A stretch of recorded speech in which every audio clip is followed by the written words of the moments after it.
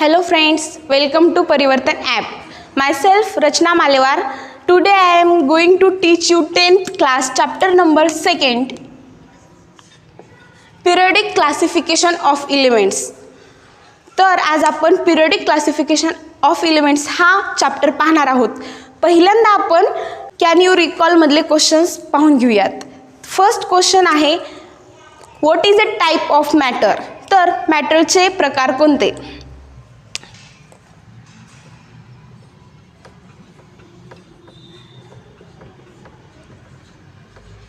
मॅटर्सचे दोन प्रकार पडतात.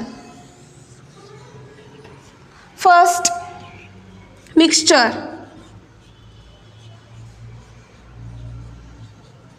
आणि दुसरा प्युअर सबस्टन्स.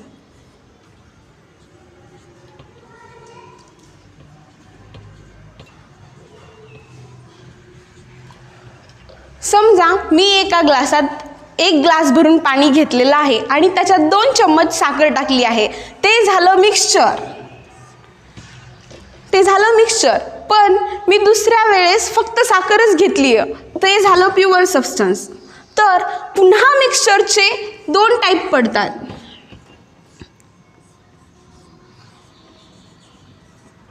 एक होमोजिनियस आणि दुसरा हेट्रोजिनियस. तर होमोजिनियस म्हणजे जसं की सलाईनची आपली जी बॉटल असते ते होमोजिनियस असतं आणि हेट्रोजिनियस म्हणजे साल्ट अँड शुगर, ज्याचं मिक्सचर असतं salt and sugar. This is called heterogeneous. तर त्यानंतर विद्यार्थी मित्रांनो प्युअर सबस्टन्सचे देखील 2 प्रकार पडतात. पहिला इलेमेंट आणि दुसरा कंपाऊंड.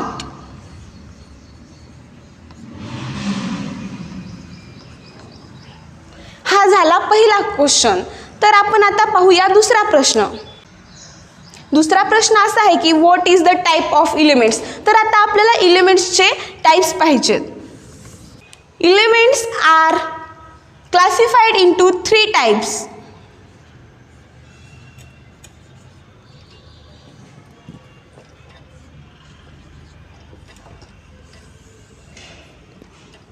पहिला आहे मेटल,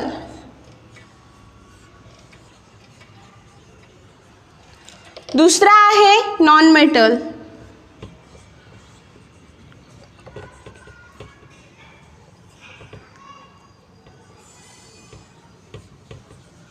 आणि तिसरा आहे मेटॅलॉइड्स.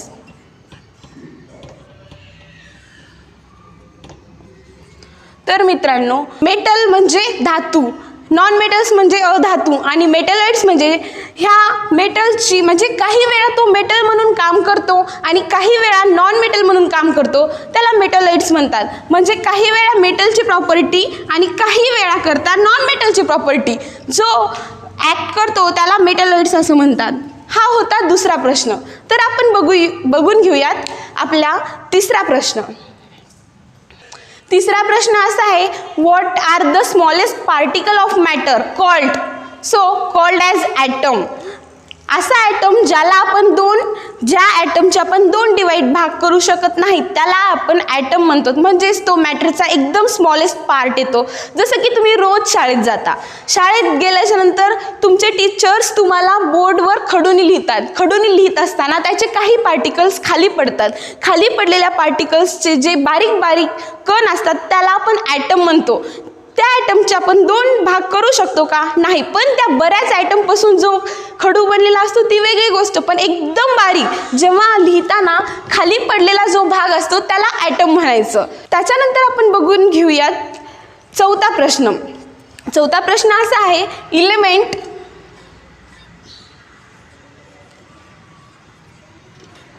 आणि कंपाऊंड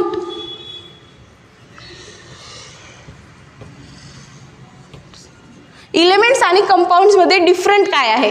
तर इलेमेंट्स हा एकाच पार्टिकलनी बनलेला असतो त्याला इलेमेंट म्हणतात आणि कंपाऊंड एकापेक्षा जास्त ॲटमनी जो बनलेला असतो त्याला कंपाऊंड म्हणतात. तर इलेमेंट हा एकाच ॲटमनी बनलेला असतो. जसं की तुम्ही घेऊ शकतात आपला आयर्न रॉड.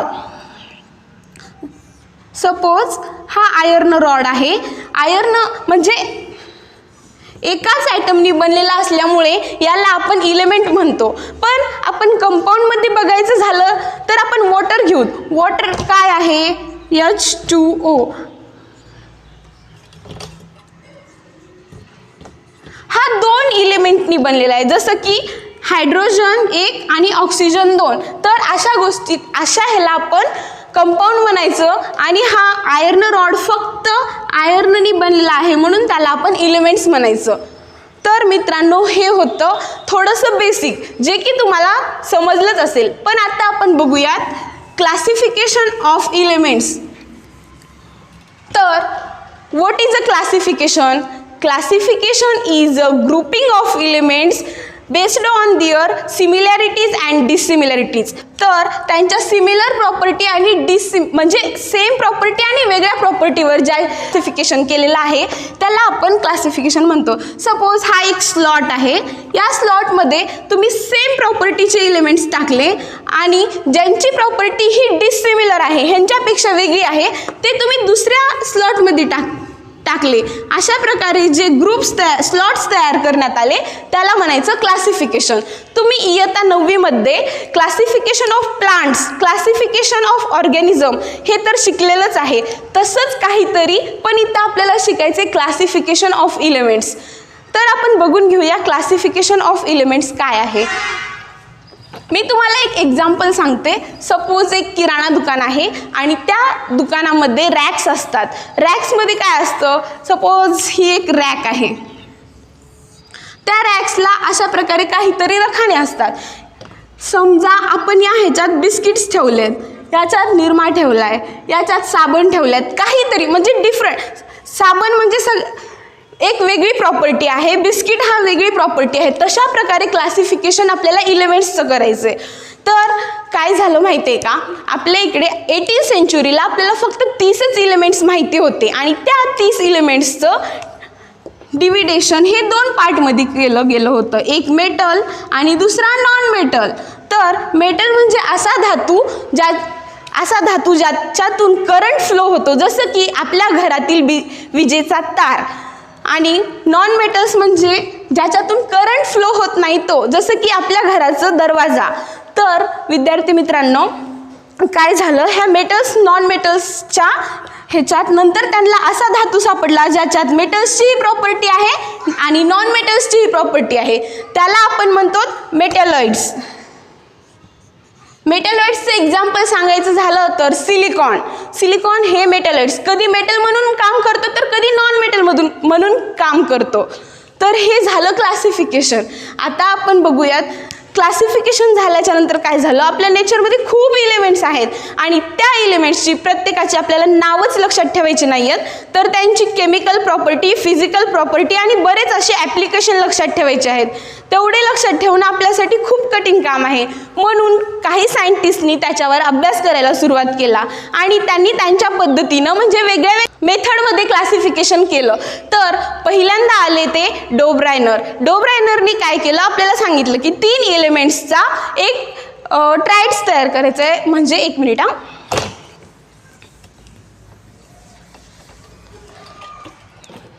त्यांनी आपल्याला सांगितलं, म्हणजे हा एक रखाना, जसं की किराणा दुकानाचा एक रखाना होता, त्यांनी सांगितलं की 3 एलिमेंट्सचा आपल्याला एक रखाना बनवायचा आहे आणि त्या रखान्यातली 3 एलिमेंट्सची प्रॉपर्टी ही सेम असली पाहिजे.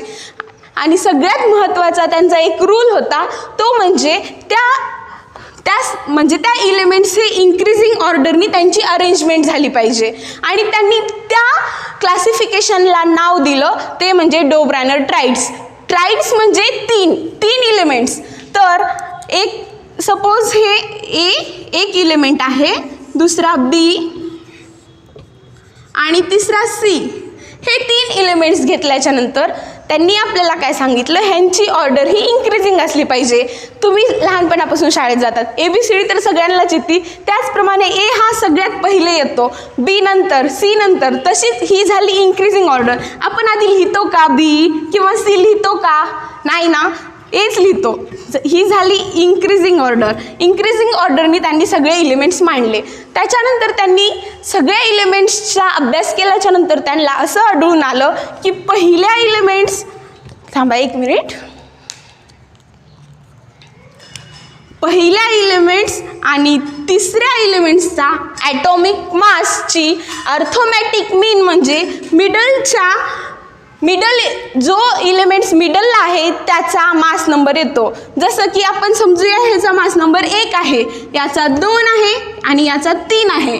ही झाली इंक्रीजिंग ऑर्डर. आपण असं मांडलं आणि त्याच्यानंतर आपण ए आणि सी म्हणजे पहिला आणि तिसरा एलिमेंट्स यांची अर्थमॅटिक मीन काढली.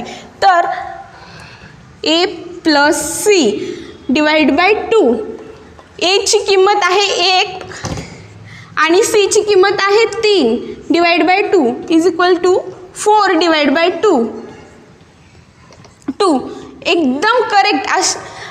एकदम करेक्ट व्हॅल्यू आली. पण त्यांनी आपल्याला असं सांगितलं ही व्हॅल्यू एकदम करेक्ट जरी नसली, ॲप्रॉक्सिमेटली असली म्हणजे काही पॉईंटनी कमी किंवा काही पॉईंटनी जास्त जरी असली तर हा रूल आपला तिथे फॉलो होतो. मग त्यांनी आपल्याला एक एक्झाम्पल सांगितलं, म्हणजे त्यांचा फर्स्ट ट्रायड. आपण हा चॅप्टर विद्यार्थी मित्रांनो खूप महत्त्वाचा आहे 10वीचा. तुम्ही हा व्यवस्थित अभ्यास करा आणि की नाही एक्झाम्पल हे परीक्षेमध्ये खूप महत्त्वाचं असतं. त्यांनी फर्स्ट ट्रायड बनवला.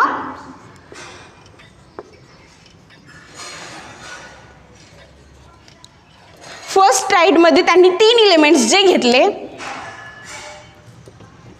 लिथियम, सोडियम आणि पोटॅशियम. तर लिथियमचा मास नंबर हा 6.9, सोडियमचा 23 आणि पोटॅशियमचा 39.1. तर त्यांनी सांगितलेल्या रूलप्रमाणे पहिल्या एलिमेंटचा आणि तिसऱ्या एलिमेंट्सचा अर्थमॅटिक मीन आपल्याला काढायचा आहे. तर लिथियम प्लस पोटॅशियम म्हणजे आणि डिवाइड बाय 2 म्हणजे 6.9 plus 39.1 divide by 2, 46 divide by 2, 23. हा सोडियमचा एक्झॅक्टली मास नंबर आला. पण त्यांनी आपल्याला असं सांगितलं की हा मास नंबर जर पॉईंटनी समथिंग 0.1 असा असला तरी हा रूल फॉलो होतो. तर काय झालं, त्यांनी 3 ट्रायड्स बनवण्यात सक्सेस झाले. मग काय झालं, आपल्याकडे 30 एलिमेंट्स होते त्यावेळी.